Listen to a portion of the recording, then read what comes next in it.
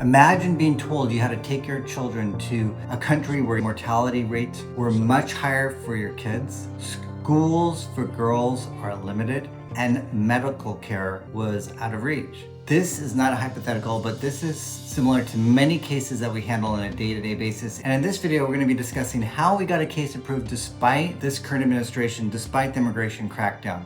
In this case, the stakes were life-changing, and our clients relied on us to help them get a J1 exceptional hardship waiver in order to keep their children safe.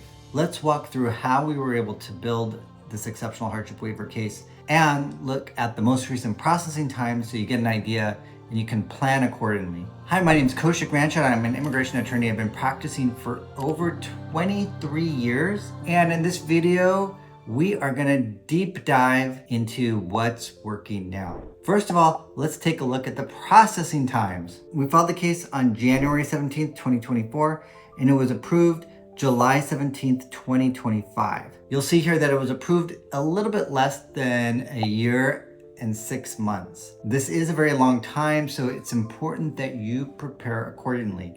We're seeing the ranges anywhere from a year and 6 months to 2 years. With the J1 waiver, our clients have to ask themselves, unfortunately, about whether years of study, training, and professional achievement, if they're suddenly found themselves in a place where none of it counted because they had to return to their home country. You can imagine, and you might have already imagined, working so hard for your degree here in the United States. You've secured your respected role here. You've built a life where your kids have everything that they need in the US. And then you're told that in your home country, you may not be able to get a job. Therefore, you may not have the resources to be able to adequately take care of them, maybe in some situations even feed them, keep a roof over their heads, or even guarantee their safety. And this is the situation that our client was faced if they had to relocate with their kids. The truth was they didn't really have a financial safety net abroad. They didn't have property to fall back on, savings tucked away, and no family-owned business to really help them make ends meet. Here, if our clients had to go back,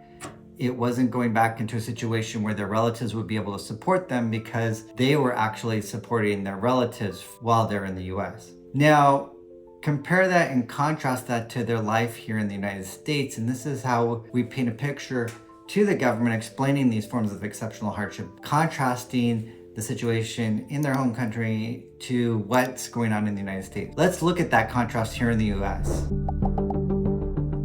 Here our clients spent years establishing a career. Job markets in their home country were deeply undercut, especially for educated professionals. Even individuals with credentials were unable to get jobs. And this is common for many of our clients that we file cases with our J1 exceptional hardship waivers, that it's very difficult to find jobs in their home country. And what we do is we provide the adequate research and evidence to be able to demonstrate this. Reports show that unemployment for recent graduates was staggeringly high, and underemployment was a daily reality. Many professionals had to work in low-paying fields outside their area of training just to scrape by. And we were also able to show that salary averages were not even enough to pay for rent, pay for utilities, or even buy healthy food on a regular basis. Families often had to lean on relatives for support, but the irony here is that their relatives were leaning on them for support because they had the financial resources. In our argument, we really want our officer to understand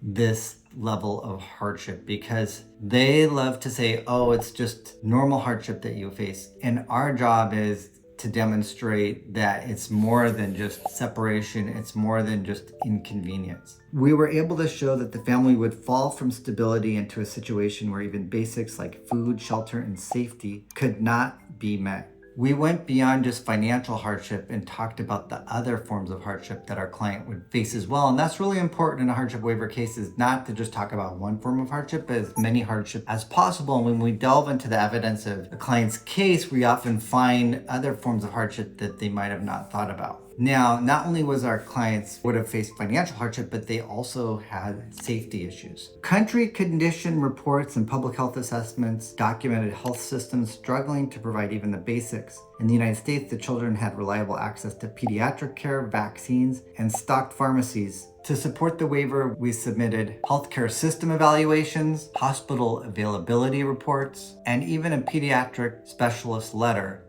explaining how treatment interruptions would place them at risk. These materials showed that illnesses which are manageable here could become life-threatening, where supplies and providers were scarce. Education was another critical factor. Both children were thriving in U.S. schools with regular progress reports, extracurricular involvement, and structured support. Abroad, the opportunities looked very different, especially for their daughter. Reports from international education agencies and local studies described barriers for young girls in accessing schools after the primary years. To capture this, our waiver application included expert evaluations in gender gaps in education, along with the children's U.S. school records, showing what they would stand to lose. Now, we also talked about the security risks as well. Our waiver application contained documentation from the State Department, reports and credible NGO findings on extremist activity and civilian targeting in the family's region of origin.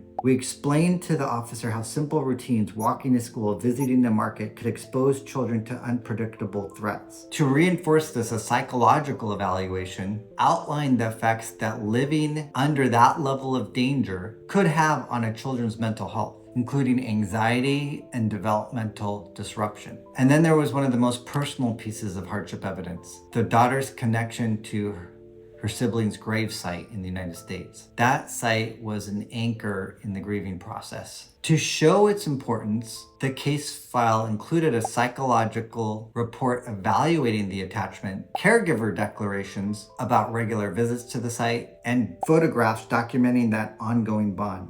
These materials demonstrated that relocation would sever a deeply emotional connection and layer new grief onto a child already working through loss. This is not something measurable by statistics, but it was critical hardship evidence that humanized the case. Through all of these efforts, we finally won the case, and of course, we have to celebrate. In the end, what made this waiver possible was clear, documented proof across multiple areas of life.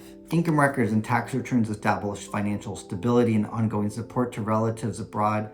Proof of dependence showed who would be directly affected if that income disappeared.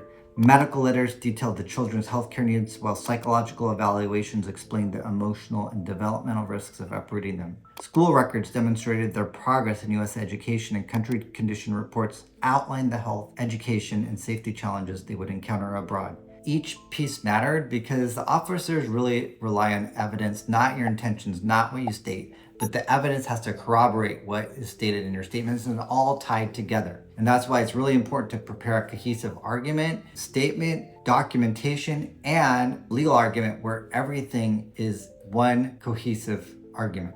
If you face a similar challenge, you want to start early, collect documents, obtain professional evaluations, and consult with a qualified immigration lawyer who can organize and audit your evidence and prepare a strong legal argument. Exceptional hardship is a standard with real consequences, and preparation shapes the outcome. This is something that you don't want to do it without the help of someone who is knowledgeable about J-1 waivers, especially under this administration. It is still possible to get approved, as you've seen in this case, but it does require extensive preparation. Make sure you subscribe so you continue to get these updates, and until next time, bye for now.